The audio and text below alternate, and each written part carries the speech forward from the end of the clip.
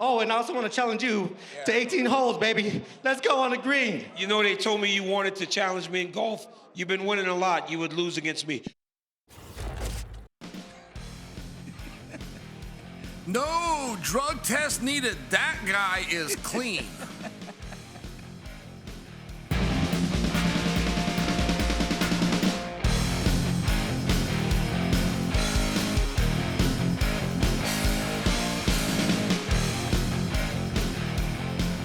What's up, guys? Welcome to another episode of Good Guy, Bad Guy. I'm Daniel Cormier. That's Chael Sonnen. Chael, you see? Black shirt for the bad guy, white shirt for the good guy. I mean, we're even dressing the part for this show at this point. DC, I have missed you. Now, you're well aware that I have audio tape of you almost being thrown out of a kids' wrestling tournament. This isn't a debate. I'm not asking you a question. I have the audio of a referee giving you what's called a yellow card. And see, fight fans will know what that is because they do that in soccer, they do that in football, and they used to do that in the Pride organization. You can get a yellow card elevated to a red card. That referee gave you a third warning, which per protocol, he should have red carded you. And you said, I'm not leaving. You never wilted. You said, I'm not leaving until you get the head official here. I don't have visual. I only have that audio, and I just recapped it very accurately. That must have been terrifying. I respect that official for standing his ground with you and putting that yellow card right in your face, Coach. Right in my face and told me to sit down and then chill. I acted like a child. I mean, I said, nanny booby, I got a yellow card, not a red card. I was like... I mean, see, I'm not totally there. Like, I respected how serious you were about that match, and I think it was a semifinal. I mean, that's a big deal when a kid sees how much their coach cares. You did not threaten, I must say, in your defense, and you did not use profanity, I must say, in your defense. But the rest of it, happened. Chill. You know, I try for my kids. We had a very successful Fargo. I'm very proud of the boys. Moses Mendoza, Travis Grace, Daniel Zepeda. Congratulations, guys. But you know what else happened, Chael? Last week, Jake Paul was there. He was supposed to fight Mike Tyson in AT&T Stadium. Instead, he fought Mike Perry in Florida, which we will discuss. But after the fight, Jake Paul had a very interesting call out. And from the ring, Jake made this call, Chael. Hey, let's run it. Let's go, vamos fazer. Let's go, my brother. O Dana te deixa? Yes. We'll talk to him, Jen, hey. Falou, quanto mais alta eles são, mais maior. That's the issue, right? That's the issue right there. First off, Pereira's going, hey, my brother, Chama.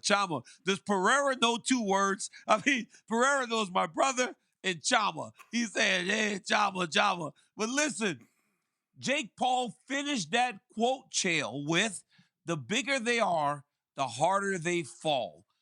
How can you say that, Chael, when you have not fought a bigger one and failed a bigger one? The only ones you failed is a 5'8" Nate Robinson, a 5'8" Tyron Woodley. Now you just failed a 5'9" Mike Perry. You haven't beaten anyone big. You fought Anderson, but Anderson weighs about 190 pounds at max. They said Jake Paul weighed 222 inside the ring on Saturday night. Chael, he fights Alex Pereira. He's going to sleep, right?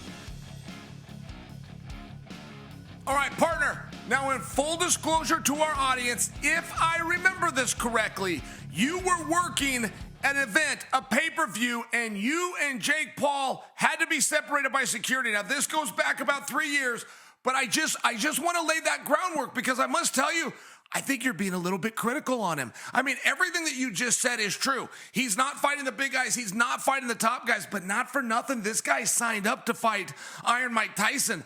I mean, I can't really think of anything more terrifying than boxing Mike Tyson. He agreed to do it. And the first time I ever saw Jake Paul, it was on a YouTube video, and he did a fight, but it was kind of like an advanced sparring session with a gentleman named AJ Agazarm. But Agazarm was competing at 145. Now, Paul was bigger, but not a lot.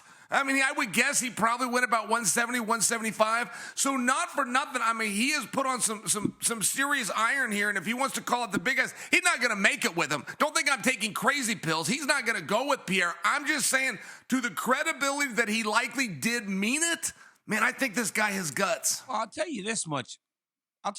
He's gotten better. Make no mistake about it. He is a much better boxer than he was before. I just don't know. It's hard, right? Because you're in there with Mike Perry, and Mike Perry he might be the toughest human being on the planet, if I'm being completely honest. But we always talk about this. Sometimes when you're watching a fight and the story becomes how tough someone is, it's not necessarily a good thing, because that means that they're just taking a beating. And that's what Mike Perry did on Saturday night. He took a good beating for Jake Paul, but he took a good beating from a much bigger guy. Look, Jake Paul, the boxer, is way better than Jake Paul, the boxer, was a couple years ago. So the level of competition should continue to elevate with his advancements and improvements in the fight game. They aren't necessarily doing that. When he fought Anderson fought him well. If Anderson didn't get knocked down at the very end of the fight, we probably would have had a much more questionable decision. But Anderson went down. I mean, and it is what it is. Tommy Fury beat him. And you don't know what Jake Paul truly is today, because he's not really giving himself a chance to prove it. Because now he fought Mike Perry, and he's going to fight a 57-year-old Mike Tyson. Chael, I understand the sentiment. It's the scariest thing in the world. In the 80s and the 90s. It's not the scariest thing in the world in 2024, bro. I'm sorry, Chael. I love Iron Mike.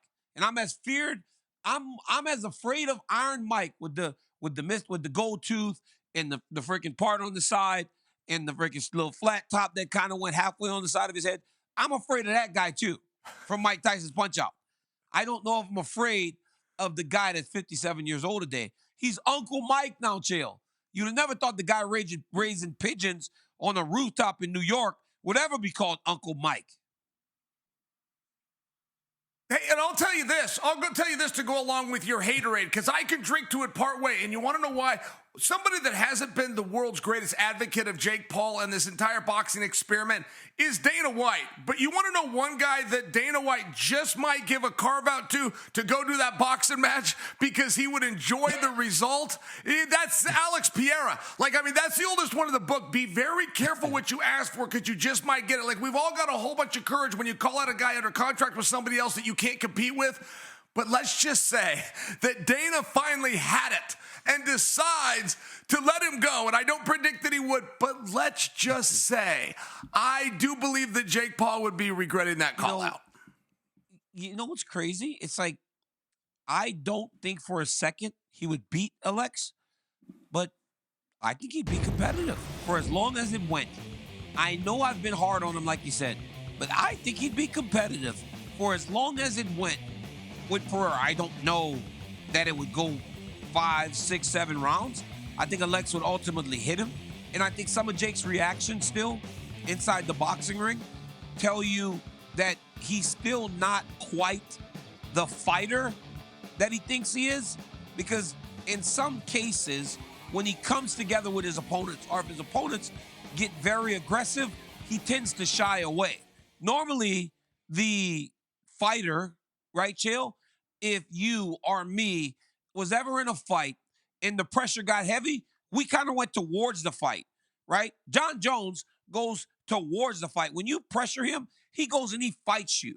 Max Holloway, Justin Gaethje, hell, most of the elite fighters in the world, when the fight comes to you, you go towards the fight. Jake still has to get through that initial, he almost retreats. Because when Mike Perry was putting pressure on him Saturday, Jake was like dipping his head and trying to grab him because he didn't like how uncomfortable it got when it became a little messy. But in terms of skills, I think he's as good as any young boxer we have. And you know what?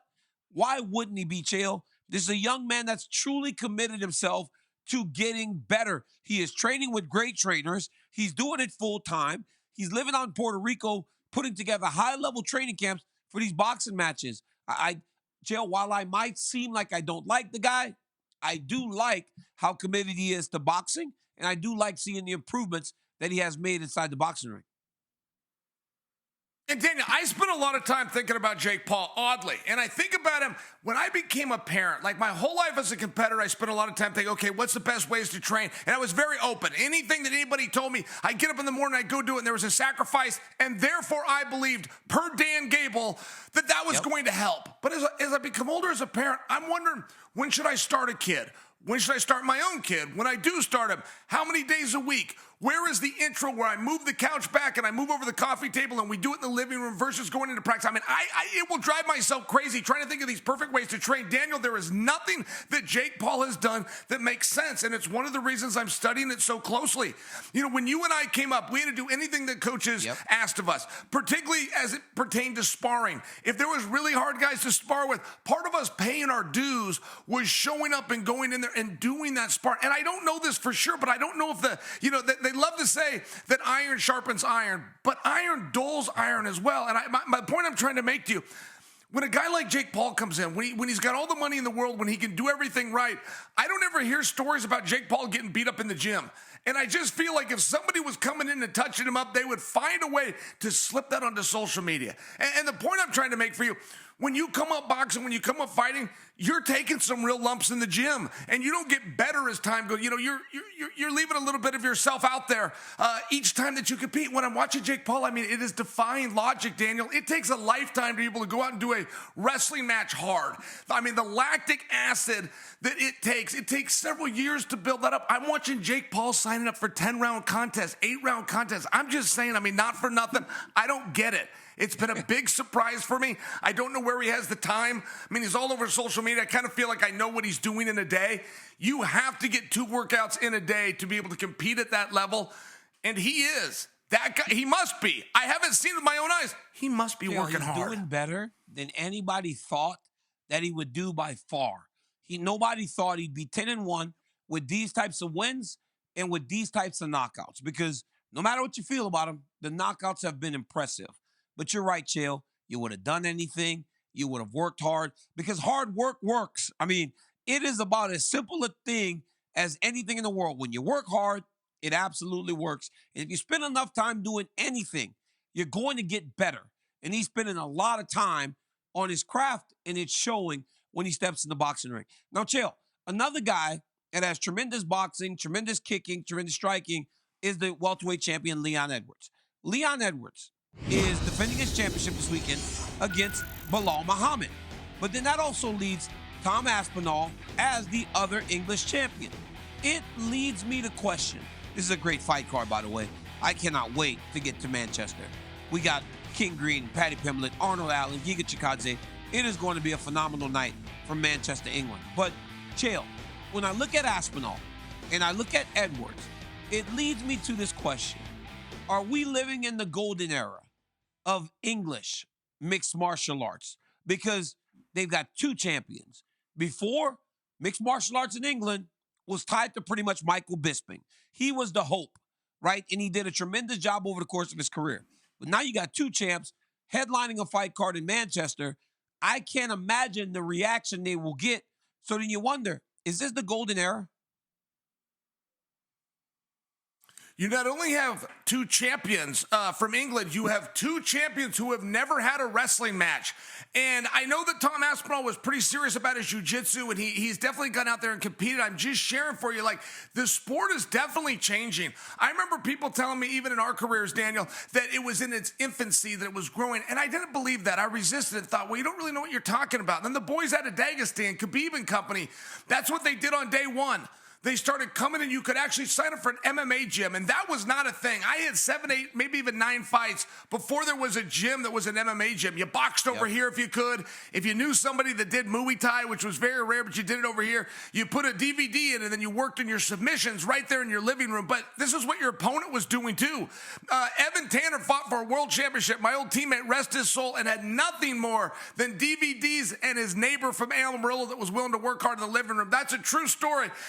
When I do look at it, Daniel, what is going on? Can we call it the golden era, or can we just call it a new wave? I mean, if you have participation and you have good athletes and they choose to come to this sport, that used to be very rare. The good athletes went and did something else. The great athletes pursued either Olympic aspirations or NFL and soccer and NBA, what have you. I feel like the really good athletes are now coming to the fame. They're coming to the money. They're coming to attention. They're coming to MMA. And that might be all that we're seeing from England. You know, that is one of my things, right? Tom Aspinall looks like a guy that if he was in America, he would have been a football player.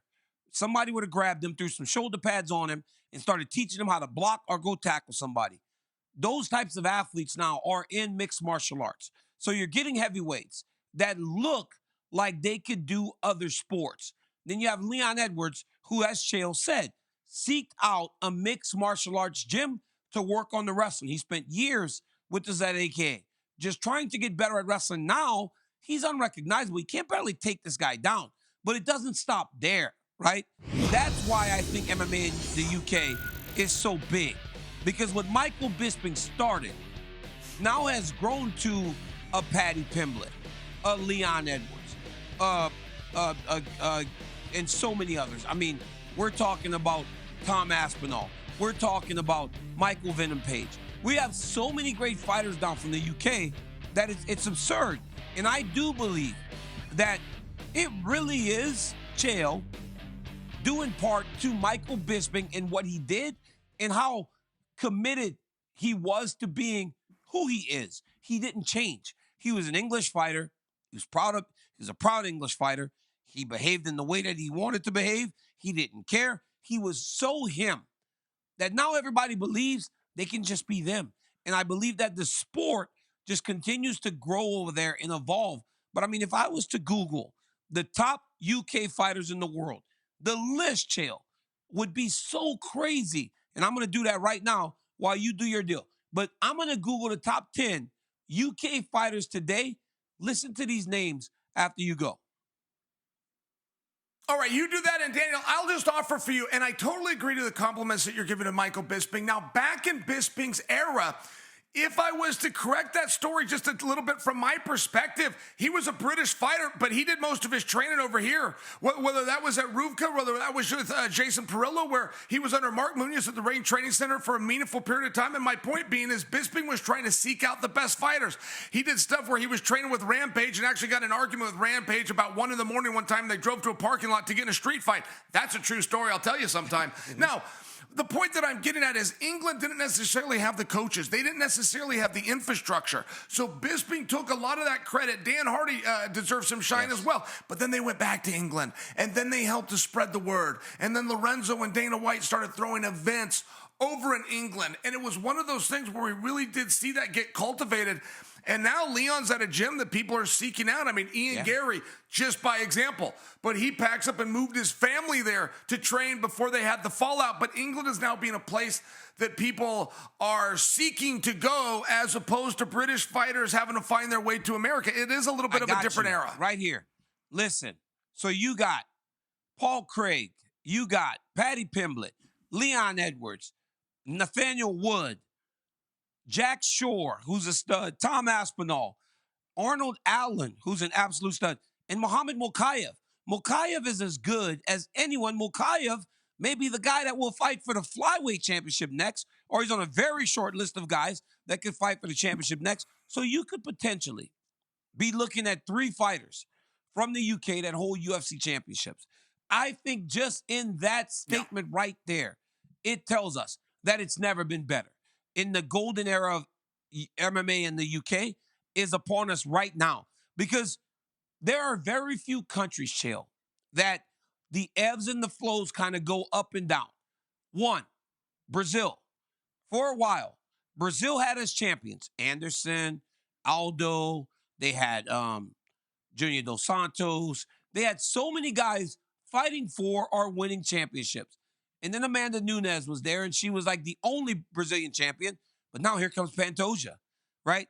There's always going to be Brazilian fighters that work their way to championship gold. And the United States. For a while, we had all the belts, Chael. When I was fighting, it was Jones, it was myself, or it was Miocic, it was Usman, it was Johnny Hendricks, or Johnny Thompson, or Tyron Woodley. It was always somebody that had the belt. Demetrius Johnson, Dominic Cruz, TJ Dillashaw. To my point. You To my proved your point, point. yes. I You proved proved we your have point. all the belts, right? It never happens like that in the UK. It was Michael Bisping, and it was only Michael Bisping. Now there's two. There's going to be a third. Can you envision a time, though, down the line where there'll be three more if Mokaev does win the championship? All right, you got it out of your system. I mean, like in a couple of minutes, you're not going to say Ronda Rousey and Carlos Esparza just to finish that. Okay, I understand that the Americans had a good run. Yours too, Daniel, and your title. I got to tell you something. Dan, I got to tell you something. So I go out to Madison Square Garden in November. Glenn brings me out. We put the big show on. That show gets twisted upside down and spit back out, right? It's supposed to be Stipe versus Jones. All of a sudden, you got Pereira versus some guy named Yuri Prohaska. But at that time, right, it wasn't really quite the same thing. You get Aspinall versus this blonde guy that's going to scare everybody off named Pavlovich. And in fact, John Jones himself is not going to fight Sergey Pavlovich. Like, this was a real thing. And the one thing that Aspinall had was Michael Bisping. And Bisping kept putting him over and kept putting him in the spot. All of a sudden, Aspinall gets the win. He comes up to ESPN where we're doing coverage. I got to visit with him in a commercial break. I got to visit with his father and his team in a commercial break. Daniel, Tom had the opportunity of a lifetime. It goes on to be paved with gold, but he is going to headline a sold-out Madison Square Garden as a British fighter. It's a very interesting spot.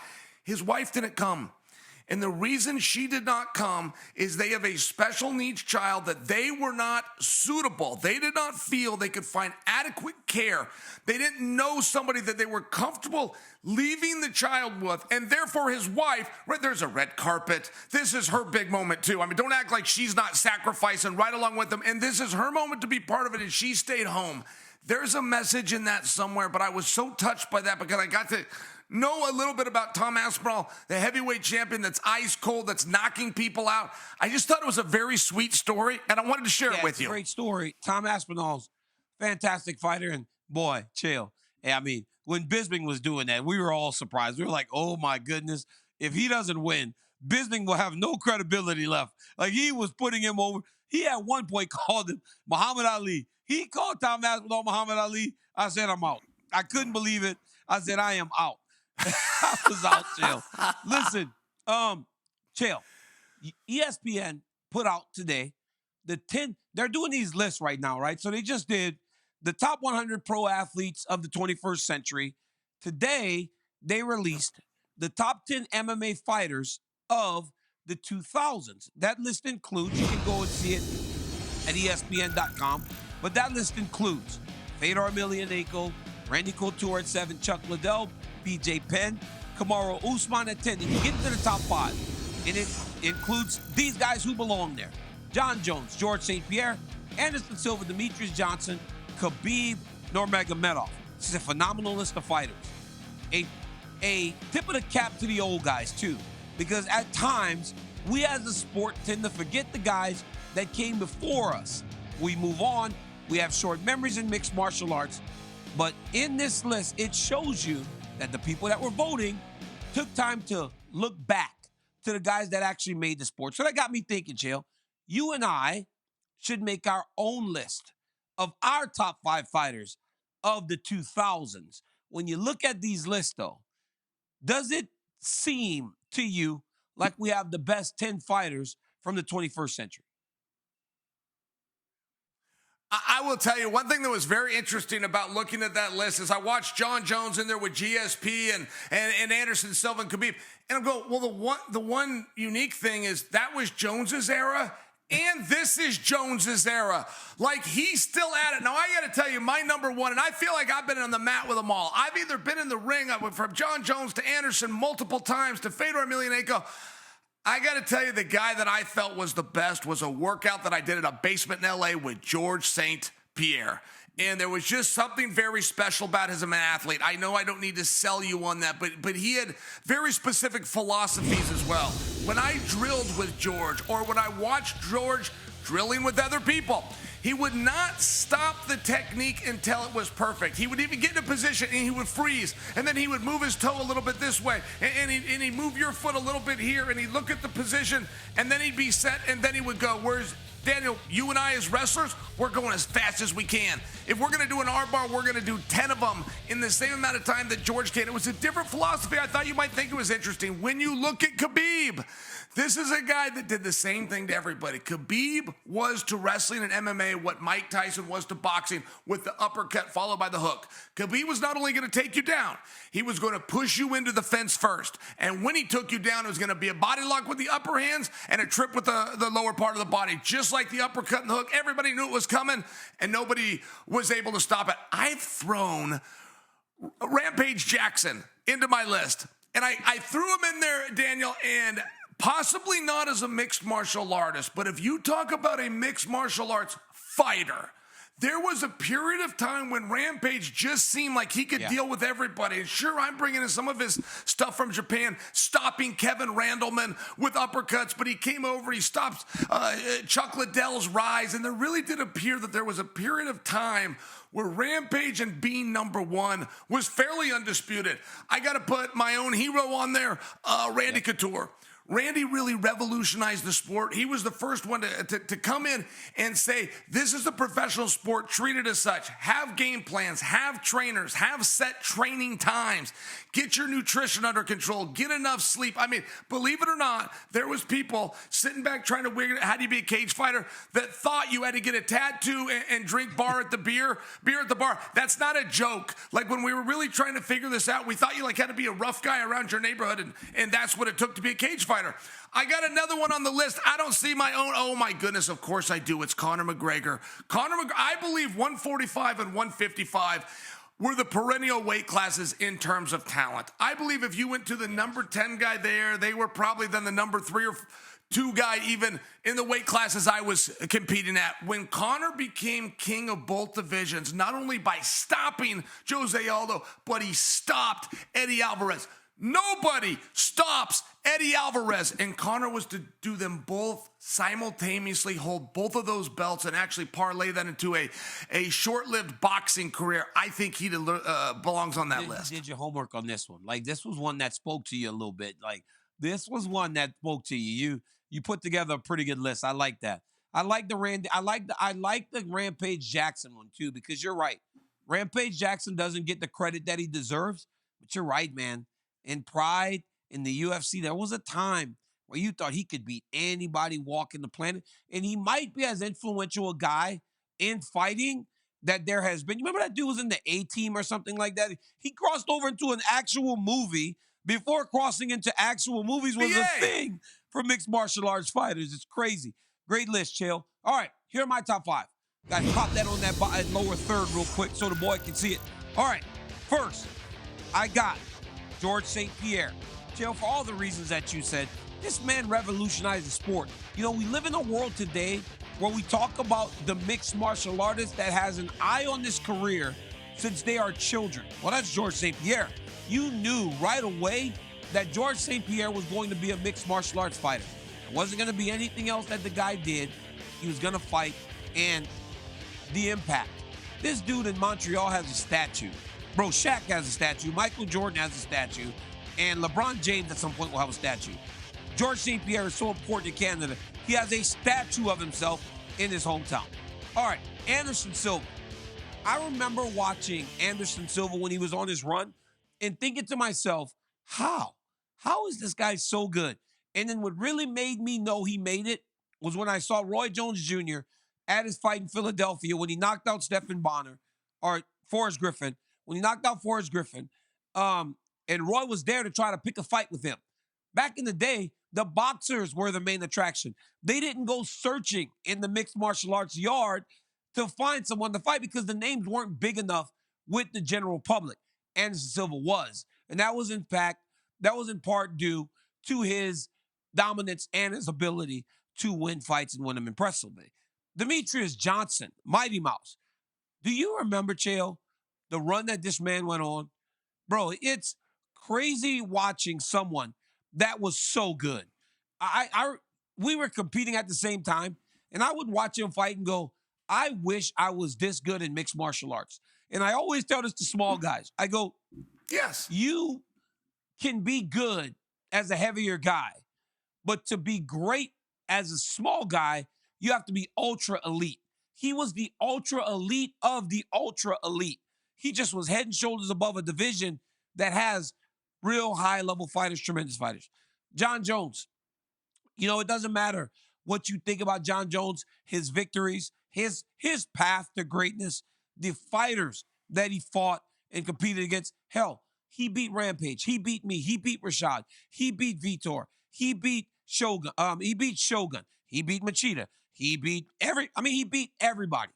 When you beat everybody and you are the king in 2 eras and still today being competitive being the champion tells you how special a talent that John Jones is. He's a tremendous fighter and he deserves to be on any list. He was actually on the top 100 pro athletes of all time and deservedly so.